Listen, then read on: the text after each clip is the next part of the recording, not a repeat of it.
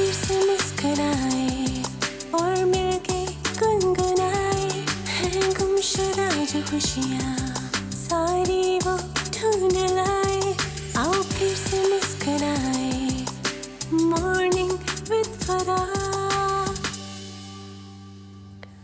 Welcome back ATV morning with फरा में एक दफ़ा फिर खुश आमदीद।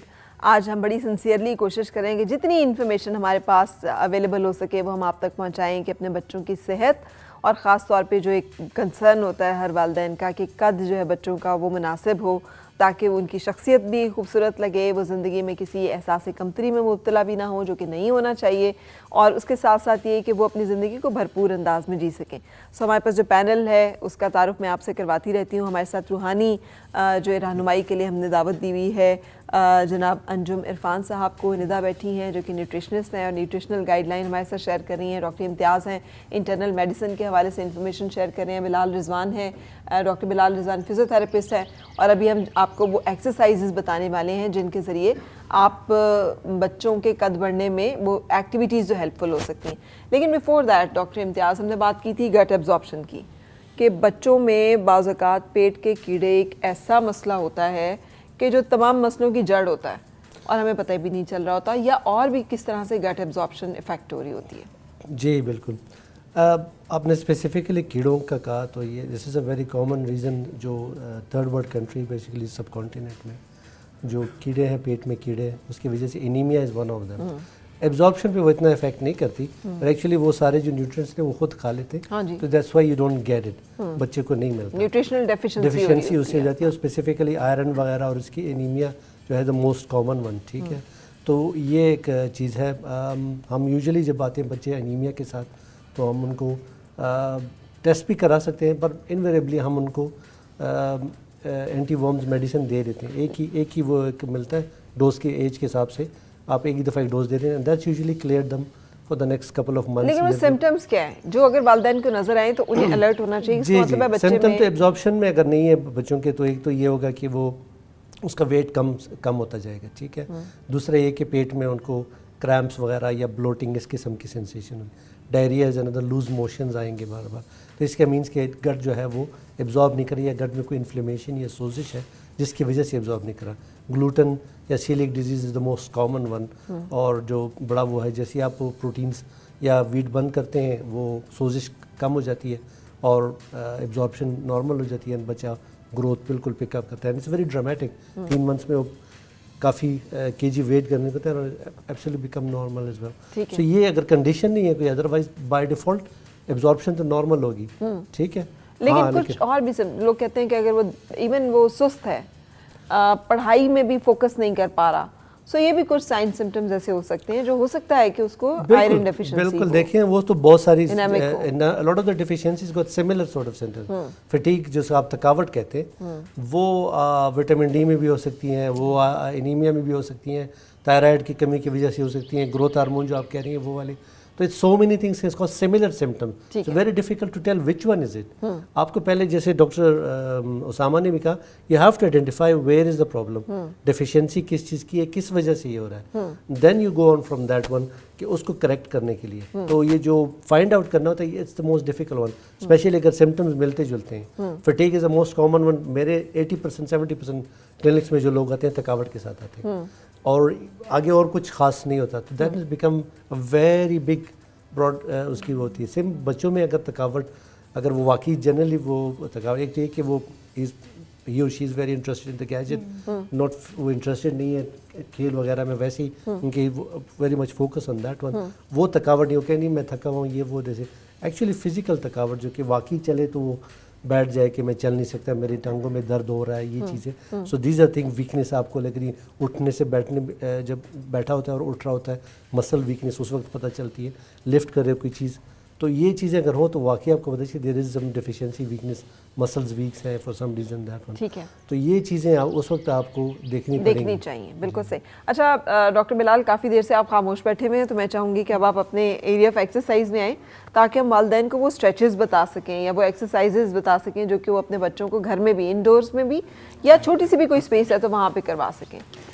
और आए। ये एक्सरसाइजेस तो मेनली स्ट्रेचेस की हैं, जो योगा स्ट्रेचेस भी इसमें आप शामिल कर सकते हैं, और इसके साथ साथ ये एक पार्ट है, ठीक है, लेकिन इसके साथ आपने जंपिंग, जॉगिंग बच्चे जंपिंग को करवा के करवानी बताएं है। कि बच्चे को जंप जैसे कैसे, ट्रैम्पोलिन घर में रख लें, वो हाँ, जो एक उछलते हैं जिस पे जाके, या बहुत सारे पार्ट्स में वो होता है झूला सा, होता है, उससे बच्चों की बहुत अच्छी हाइट बढ़ती है। लेकिन ये एज ग्रुप भी जहन में रखें कि ये काम आपने 12-15 साल से पहले करना है। अगर 20 साल के बच्चे को या 25 साल के बच्चे को आप उसके ऊपर जंपिंग करवाएंगे तो सिर्फ वो ट्रैम्पोलिन ही टूटेगा, लेकिन उसका फर्क नहीं पड़ेगा। लेकिन अगर ट्रैम्पोलिन नहीं है, हाँ, तो क्या घर में भी बच्चे जो है वो कर सकते हैं? बिल्कुल ऐसे। अब जैसे बचपन में याद होगा हम लोग बेड पे कूदते थे, ये अच्छा बच्चों के अंदर भी इंस्टिंक्ट होता है, एक नेचर भी उनको वो कोशिश कर रही होती है कि हम अगर बेड पे वो नहीं है, एक ऐसे कोई पुराना सा गद्दा या फोम जो आपका रिफ्यूज्ड हो, आप बच्चों के लिए वो रख दो कि भी आपने इसके ऊपर जंप करना है, तो एटलीस्ट उनको एक वो कुशन सा मिलेगा and they can jump for longer. ठीक है, तो उससे बड़ा अच्छा एक ग्रोथ का वो होता है। फिर हैंगिंग है, जिस तरह लटकने वाला है, उससे ज़रा रिलैक्स होते हैं आपके जो जॉइंट्स हैं, और उसमें ब्लड फ्लो इम्प्रूव होता है। और साथ अगर स्विमिंग का यहाँ पे इतना ज़्यादा रवाज नहीं है, वो भी इसमें बहुत हेल्पफुल है, क्योंकि swimming is one of the best exercises. तो बाकी ये योगा के कुछ पोजेज हैं जिसमें आपको बेसिकली स्ट्रेचेस हैं ये। ठीक है कि अगर इन बाकी सब चीजों के साथ साथ ये भी करें तो बच्चा ऐसे, अब छोटा बच्चा, अच्छा ये कोशिश करें, ये वाला जो स्ट्रेच मैं बता रहा हूँ ना, ये 18-20 साल तक के लोग ही ट्राई करें, क्योंकि अगर कोई 40 साल वाला बंदा करेगा ना तो वो बैक का इशू हो सकता है। तो आपको टो को टच करें, ये यहाँ पे रख के ऐसे, तो ये बेसिकली यू आर स्ट्रेचिंग, यहाँ पे होल्ड करना है 5 to 10 सेकेंड्स के लिए, यहाँ पे होल्ड करेंगे, पूरी आपके बैक के और हिप के मसल्स जो है ना वो रिलैक्स हो रहे हैं, इंक्लूडिंग योर लेग्स। फिर आपके उल्टा लेट जाए, ये पोजेस कहलाते हैं, ये कोबरा पोज है, ठीक है। लेकिन कोबरा पोज में जैसे इन्होंने अपने वो रखे हुए पीछे पाँव, क्या ये ठीक है, या पाँव को भी पूरा स्ट्रेच में मैक्सिमम लेके जाना चाहिए? ये उन्होंने अपनी तरफ से तो स्ट्रेच में किया हुआ। अच्छा ठीक है। लेकिन वो बच्चा थोड़ा बड़ा है ना, ठीक है। तो अच्छा छोटे बच्चों की तो फ्लेक्सिबिलिटी बहुत होती है, तो उनको कोशिश करें कि ऐसी गेम्स, अब जैसा हमारे पाकिस्तान में मैं देखता हूँ बास्केटबॉल का रवाज नहीं है इतना, कद बढ़ाने के लिए बहुत अच्छी एक्सरसाइज है, क्योंकि इसमें जंपिंग भी हो रही है, आप उछल के बास्केट में बॉल डाल रहे हैं, और इसको पूरा डाउन जाए ऐसे और फिर दोबारा उठे। सो बच्चे जब पढ़ भी रहे हों तो बीच में छोटे छोटे ऐसे ब्रेक्स हम ले सकते हैं। इंस्टेड ऑफ जैसे हमारे बच्चे क्रिकेट में ही ज्यादा वो करते हैं कि भी जरा इजी भी है, थोड़ी सी जरा स्कोप भी उसका ज्यादा है, उसमें इतनी ज्यादा फिजिकल एक्टिविटी नहीं है। ऐसा नहीं है कि गेम से तो बेहतर है, लेकिन फुटबॉल हॉकी का इतना रवाज नहीं है, लेकिन कद के लिए बेस्ट जो है ना वो आपको। अच्छा इसके बाद आप सुपरमैन पोज करें, ये भी एक्सटेंशन है, आपको पूरे बॉडी को आप एक एक्सटेंड कर रहे हैं, एक्सटेंशन में जा रही है आपकी जो स्पाइन है, पूरे स्ट्रक्चर्स हैं, जो नॉर्मली बच्चे अक्सर बैठ के पढ़ते रहते हैं, ज़्यादातर उनका काइफोटिक पोस्चर होता है, यानी कि फ्लेक्शन की तरफ जा रहा होता है, जिसे हम कहते हैं थोड़ा सा उनके यहाँ पे हंच बैक, थोड़ा सा यहाँ से वो हो जाता है, because of the sitting, because of the studies, because of the gadgets.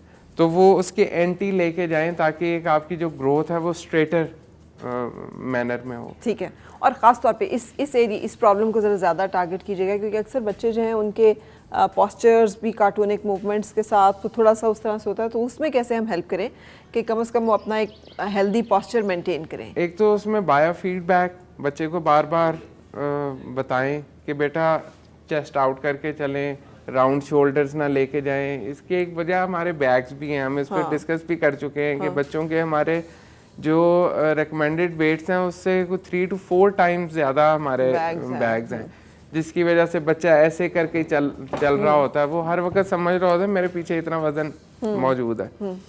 एक तो वो है, फिर हमारा जो सिटिंग पोस्चर है ड्यूरिंग स्टडीज़ वो इरेक्ट नहीं करते, तो इसको पोस्चर को सही करने का बेस्ट तरीका यही है कि अगर फीडबैक पॉसिबल नहीं है तो वो person just stand in front of the mirror. जी, लेकिन ये जो एक्सरसाइजेस इसको करें, और डॉक्टर बिलाल एक और एक्सरसाइज भी है कि आप वॉल जो दीवार है जी उसके साथ अमीना बच्चों से कोशिश करें कि दीवार के साथ खड़े होकर अपने शोल्डर्स हैं दीवार के साथ शोल्डर एंड हेड आपने हील टच करनी है। सपोज ये आपके पीछे ये दीवार है तो आपने सबसे पहले हील टच की दीवार के साथ, हाँ, इसके बाद आपने अपना back, then shoulder and then head. अब ये एक ऐसी एक्सरसाइज है कि ये बच्चे और बड़े सब, और ये आपने सिर्फ 5 मिनट देने हैं एंड यू विल फील कि आपकी पूरी पोस्चर करेक्शन जो इसमें कितनी अच्छी होती है।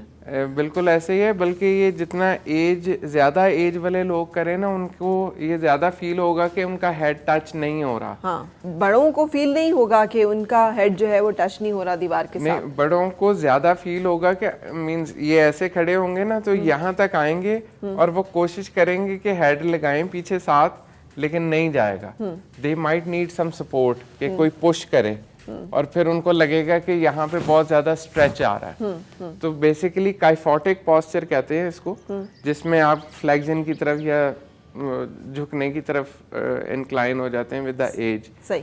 तो इसको आपने स्ट्रेच करके कम से कम एक आपको वॉल के साथ एक स्ट्रेट लाइन मिल जाती है कि अपने पोस्चर को इस तरह से रखें। और वैसे चलते हुए कोशिश करें राउंड शोल्डर्स ना हो, चेस्ट आउट करके चलें। हाँ, तो वो जो एक मुहावरा है ना कि दीवार के साथ लगा देना, कोई और लगाए ना लगाए, आप खुद को जरूर थोड़ी देर के लिए दीवार के साथ लगाया करें और उसको एंजॉय करके देखें कि उससे कितनी पोस्चर करेक्शन। और ये आज के टॉपिक के हवाले से अगर आप अपना पोस्चर ही ठीक कर लेना 1 से 1.5 इंच तक जो है ना, actually you can add to your posture. वो पोस्चर करेक्शन बताएं जो जिन लोगों में हाइट तो बढ़ने की एज गुजर चुकी है, लेकिन वो अपना पोस्चर करेक्ट करके, जैसे स्पाइन की हमारी जो है कुछ है पोस्चर्स के, बाकी 1 से 1.5 इंच का तक का फर्क पड़ सकता है। उसमें 2 टिप्स मैं 2 वर्ड्स में कहूँगा। एक तो कोशिश करें अपना चेस्ट आउट रख के चलें, और जब चलें तो try to touch your heel first. Military march जो है ना, जिसमें आप देखिए हमेशा हील पहले होती है, एड़ी पहले लगानी है।